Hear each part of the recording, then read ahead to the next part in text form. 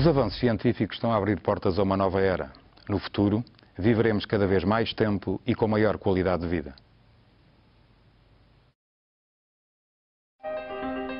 A evolução da genética abriu portas a um mundo novo na área da medicina e da ciência. Hoje, o homem conhece a sua verdadeira origem, uma célula que se multiplica e divide, um complexo conjunto de mutações e conjugações de genes numa harmonia perfeita.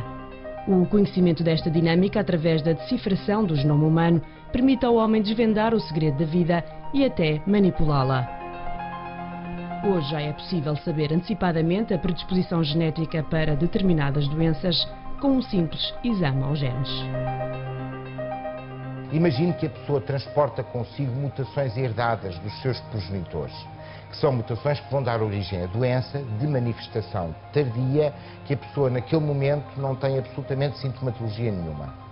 Mas pode-se ir à procura de alterações desse género que podem ditar deterministicamente que o indivíduo vai eventualmente ter uma doença de manifestação tardia de maior ou menor gravidade quando tiver 40, quando tiver 50 anos.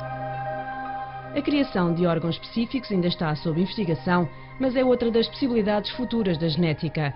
Vai ser possível criar um coração ou uma bexiga em laboratório para substituir os originais em caso de anomalia, exatamente como fazemos com componentes de uma máquina. A evolução da investigação dos genes aponta também para uma melhoria significativa no campo de ação de medicamentos. Temos drogas que usamos para uma doença determinada, mas também temos efeitos secundários. E há gente que tem os efeitos secundários, outra gente que não.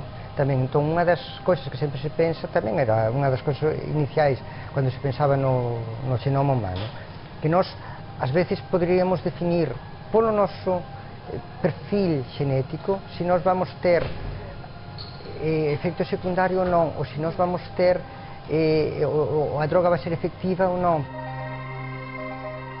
O tratamento de doenças como o cancro pode ser facilitado através do maior conhecimento do nosso corpo, mas também do uso da tecnologia. E há quem profetize grandes evoluções nesta área. We could design a nanomechanical device to enter the bloodstream. It's a little machine that you could insert into your blood that could identify cancer cells and kill them. That when a cancer metastasizes and the cancer cells get into the bloodstream, we now know that those cancer cells circulate in the body for long periods of time. Sometimes go through 1 million circulations in the body before they land someplace and then take hold again. Well, all we would need, and cancer cells are quite distinct from other cells, so all we would need is some little device circulating in the blood that would identify these cells, that would essentially function like a T cell, but more effectively, and kill it. A manipulação de genes já promete corrigir algumas anomalias genéticas e a clonagem, pelo menos a de órgãos e tecidos com células da própria pessoa, poderá acabar com os problemas de rejeição de órgãos. Mas poderá a genética trazer um futuro novo para a nossa espécie? Conseguirá a medicina regenerativa reconstruir um homem internamente jovem e saudável?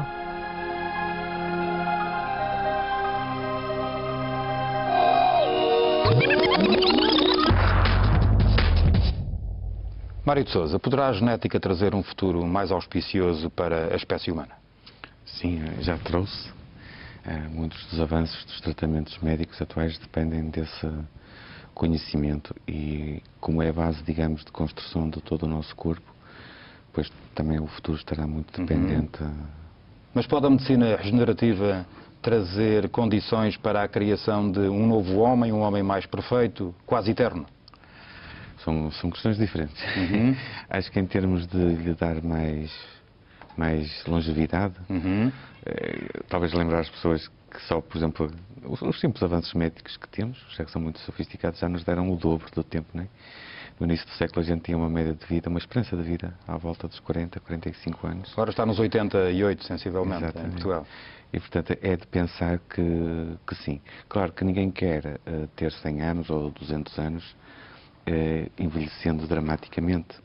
E, portanto, a questão aqui não é só duplicar esta Mas a engenharia genética pode combater também o envelhecimento? Pode. Claro que há muita coisa que passa pelo nosso estilo de vida. Muito do nosso envelhecimento depende exclusivamente disso. Mas há outros, sim, que vai depender estritamente de manipulação genética, sem a qual nós não conseguiremos manter essa longevidade. É uma coisa muito curiosa. Nós estamos a atingir o limite que podemos atingir e o preço que se paga se estendermos esse tempo de sobrevida é o aparecimento de cancro. Portanto, o cancro é uma variável da condição humana, mais tarde ou mais cedo aparece sempre. Exatamente, e tem a ver com a longevidade. Portanto, a manipulação genética que... Olha, eu digo-lhe já, só não está no mercado a longevidade, porque a gente sabe fazê-la, a gente sabe tornar uma pessoa imortal. O problema é que tropeçamos num problema laboratorial que foi, ao tornar as células dessa pessoa imortais, aparece cancro. Portanto, é neste momento o problema... Podemos afirmar que todos nós, mais tarde ou mais cedo, somos eventuais doentes de cancro. É o preço, se nós, digamos, os genes que nós sabemos manipular para dar uma longevidade praticamente eterna a uma pessoa, e que já sabemos quais são. Mas poderemos chegar a essa barreira da imortalidade mesmo sofrendo de cancro, ou seja, correndo o risco, podemos chegar a essa imortalidade? Eu acho que ninguém vai querer isso. Eu acho que toda a gente quer, e é isso que a investigação está a ser feita, é manipular estes genes, que já sabemos quais são, sem originar cancro, porque senão não compensa.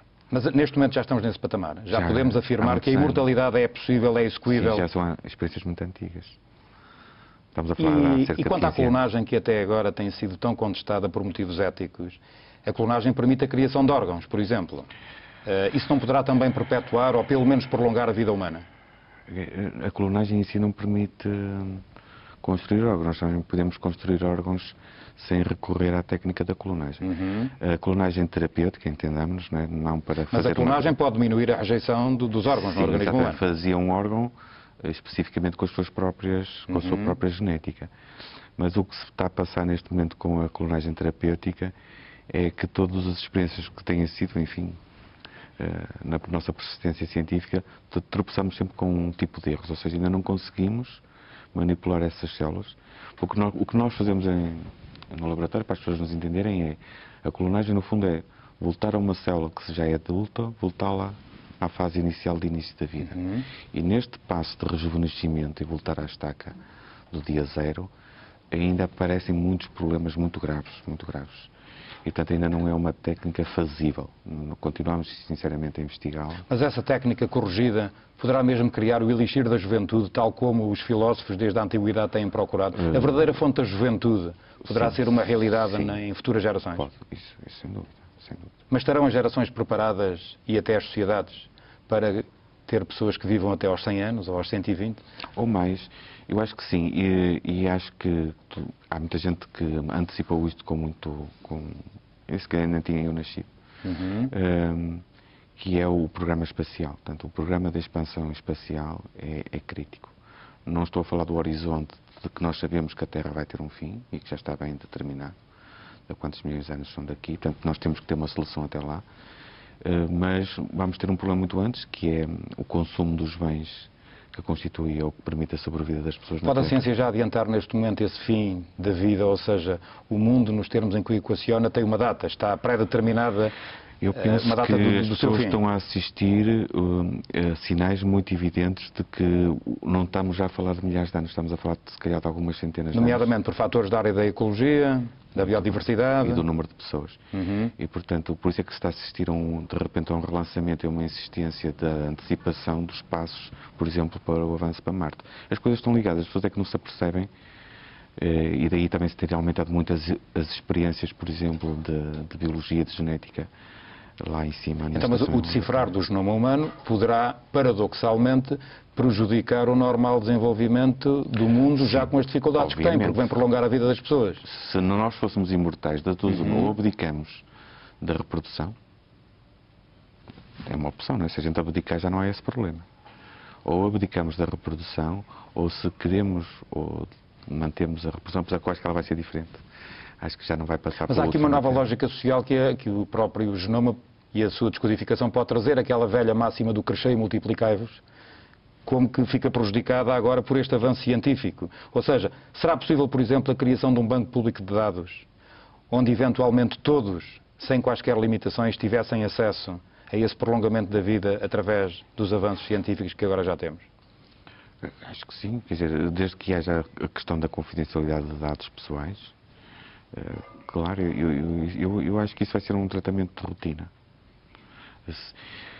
Há uma forma de resolver isso, que para já é uma técnica ainda proibida, mas que, por exemplo, é a minha área de trabalho, o meu trabalho no tecido germinal. Se nós alterarmos os componentes genéticos, por exemplo, da pele, ou do seu sangue, ou do seu coração, não passa à sua descendência. Mas se eu fizer isso nas suas células germinais, os seus filhos já vão ter essa possibilidade. Portanto, não sei se está a perceber. Se eu fizer essa terapia... A pergunta que o Falar Global neste momento faz é esta. É possível pré-determinar uma data a partir da qual nos podemos considerar seres imortais? Ou seja, haverá uma geração próxima ou longínqua que poderá dizer que a imortalidade é um dado adquirido? Sim, é o que eu estou a dizer. Eu não sei dizer se lhe vai demorar 20 anos, se lhe vai demorar 50. Mas que é para um período de um século, é. E neste momento todos os estudos e indicadores científicos... Todos os dados indicam isso. Eu estou fazendo fé que o ritmo de avanço das descobertas seguras vai continuar a expandir e não a estabilizar.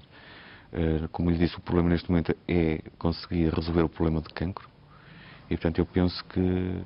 Acho que sim, acho que para E a engenharia genética tem também trabalhado bastante no combate a doenças como o Alzheimer, Parkinson. Sim, podemos também assistir aqui a resultados muito positivos. O problema aí é de outra ordem. Há que identificar exatamente no genoma humano quais são as áreas comuns a estes doentes que levam a essa suscetibilidade ao desenvolvimento. Enquanto não for decifrado isso, você não pode intervir. Então, o grande desafio da ciência será levar por diante a imortalidade, mas com qualidade de vida. Sim, essa é a verdadeira questão. Se me fala de imortalidade, sem dúvida. Isso não tem interesse. Por outro lado, será possível também nós prolongarmos a nossa vida, mas para isso temos que contar com condições não só técnicas, como também de sociedade. Acha que os poderes públicos estarão sensibilizados para que uma revolução desta natureza possa acontecer? Acho que sim.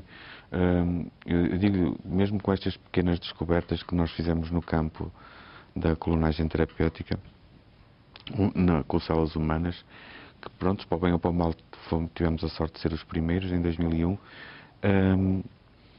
continua a haver sempre pessoas a vir ter connosco, ou escrevendo, ou telefonando, dizer se já temos algum avanço para que eles não morram.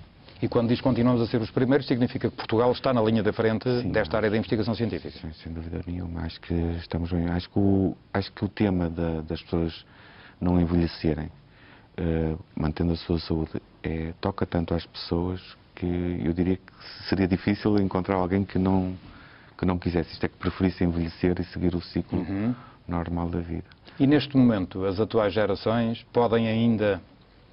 como que ter um código de boas práticas de alguns comportamentos que lhe permitam ainda participar nessa vida mais alongada, ou é necessariamente algo que só acontecerá nas gerações futuras? Eu não sei, isso não sei. Isso é outro tipo de manipulação. Se me está a falar da manipulação cognitiva, isto é, do que é que nós, da forma como é que vamos ver as coisas, isso é outra história. A capacidade cerebral de cada um de nós estará pronta a acompanhar uma evolução fisiológica de 100 a 120 anos? Muito mais. Deus me livre, nós só temos 10% do cérebro a funcionar. Há imensos circuitos que estão à espera de termos outras capacidades para serem alargados.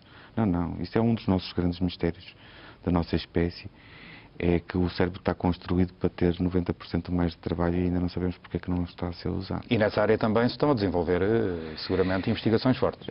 Sim, acho que não estou totalmente a par disso, mas sei que há equipes, não conheço nenhuma portuguesa, mas sei que há equipes lá fora, onde eu estive a trabalhar, que trabalhavam afincadamente a saber como é que poderiam estimulá-las, com alguns resultados muito curiosos, mas pronto, existe isso, sem dúvida. Eu acho que aí não vai haver problema da adaptação. Estamos então na fronteira da criação do novo homem, com H maiúsculo, com um novo código, uma nova forma de estar no mundo, será seguramente uma grande alteração. Estamos a especular, porque neste momento as comissões de ética portuguesas e estrangeiras ainda continuam a proibir este tipo de manipulação genética, têm medo. Acham que o código genético humano se deve manter e o ciclo de vida se deve manter. E que o adiamento da morte das pessoas não deve contrariar o envelhecimento, mas sim aumentar apenas a qualidade da sua vida, sem manipulação genética. mas eu acho que vai ser inevitável. Que tal aconteça esse mesmo prolongamento da vida? Mário de Sousa, muito obrigado por ter participado no Falar Global. Obrigado.